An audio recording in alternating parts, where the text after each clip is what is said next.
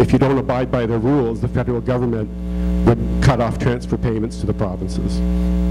And eventually it led to what we call the Canada Health Act, which was passed in 1984, which laid down all of the rules for socialized single-payer system, which is similar to what we're seeing in this bill. It's very, very similar. So in Canada, it's illegal to pay cash for any medical service that's covered under the Canadian system. You can go to the United States if you want to, and a lot of Canadians do, and that's an option that they have. But in Canada, you can't. Now, my hometown is a town called Sault Ste. Marie. That's how it's pronounced, Sault Ste. Marie. It's a French word. And it's right at the border of Michigan, where Michigan hits Canada, right at the center of the Great Lakes. We've got a Sault Ste. Marie in Michigan and a Sault Ste. Marie in Canada. It's a town of about 80,000 folks. It's roughly the size of Tyler. Our local hospital is about the size of Good Shepherd and Longview, roughly. It's really, really difficult nowadays, and I'll kind of get into this a little bit later, about how the doctors have left the system and have stranded a lot of the folks up there without specialty care. There's really three major points about single-payer system, and I know we've talked a little bit about it already tonight, but I'm going to give you the Canadian perspective on it. The first one is the shortage of doctors. We're not training enough doctors to cover the population that we have at the moment. Graduations from specialty programs are rising about 1% every year, but our population is rising at a greater number. So right now, we actually have a shortage of doctors to meet our current population. Now, if you believe the numbers that say about 47 million folks are uninsured, where are you going to put the 47 million when you insure them? What doctor are they going to be able to see? And this is the quandrum that's happened in Canada. The average wait time to see a general practitioner in Canada is approximately 12 weeks. 5% of the Canadian population, which is approximately 2 million people, cannot even see a general practitioner if they want to. And this is a rural problem, it's also a city problem. Now, if you go to some of the larger cities like Toronto, Montreal, it's a little bit easier to get access. But once you get out of the major metropolitan areas, it's unbelievable the doctor shortages that are there. And a lot of folks, they just can't get a doctor if they wanted one. So when you're talking about insuring the uninsured, it's a noble thing. But you have to understand that even though they're insured, they're still not going to have access. And that's the fear.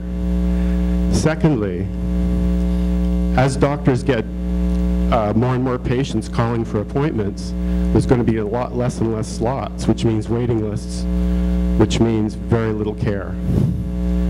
And we just have no place to put the extra folks that we have already. So that's the first thing, shortage of doctors. We don't hear a lot about that, but that's a major, major problem. In Canada, it's almost, it's pretty sad. In my hometown of Sault Ste. Marie, I was just talking to my folks last week, and I asked them the question. I said, if I called the group health center and asked to see a family doctor, I was new in town and I needed a family doctor, my parents told me they would tell you that they have no appointments available for you. That's pretty scary stuff.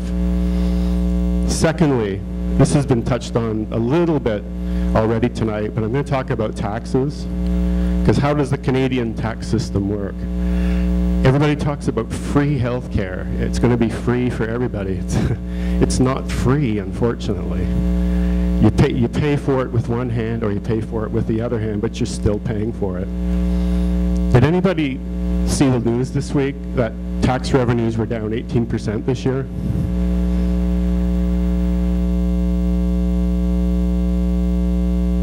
So where are we going to get our tax money from? There's not enough rich people now to get the tax money they need to fund the program. In Canada, the federal government takes 29% right off the top.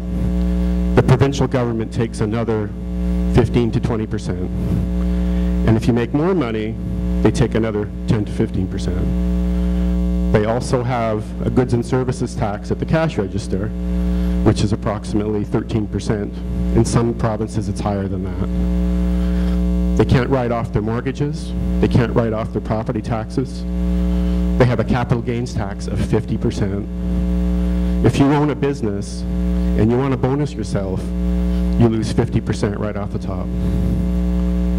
So an average corporation in Dallas, or in Canada, if you want to get yourself a bonus, you have to take it as a dividend.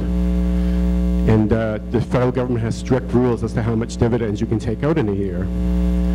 My sister's a respirologist up in near the Toronto area, and I spoke to her about this a few weeks ago to see exactly how it worked with her, because she has a corporation as well. And she has a lot of money sitting in her business that she can't touch, because if she touches it, it all goes to tax. So they try and take a few dividends out once in a while during the year, but she said her average salary, and you talked about a plumber, it's a little bit more than a plumber. She's a respirologist. It took her 15 years to get there. So that's the tax situation. They also have sin taxes up there.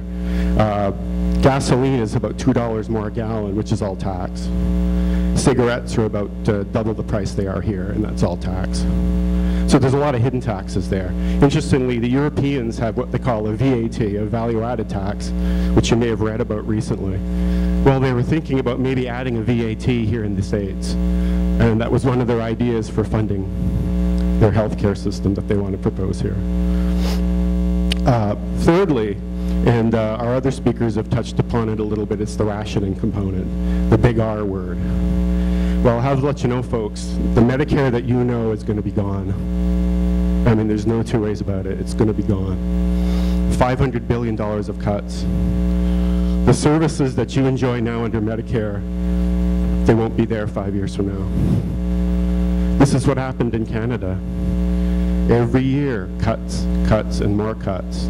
How do you fund a system where the technology is increasing and the taxes are not increasing? The only way you can do it is raise taxes or cut services. I mean, it's that simple. If you can't raise taxes, you have to cut services. And this is what's being proposed right now, $500 billion. I mean, the reimbursements are not going to come to the physicians, and the services are going to be cut. And we've talked about it already tonight regarding what rationing really means. I'm going to give you some personal examples of rationing. My uncle was a pretty wealthy guy. He ran all of the TV and radio stations in our city. He had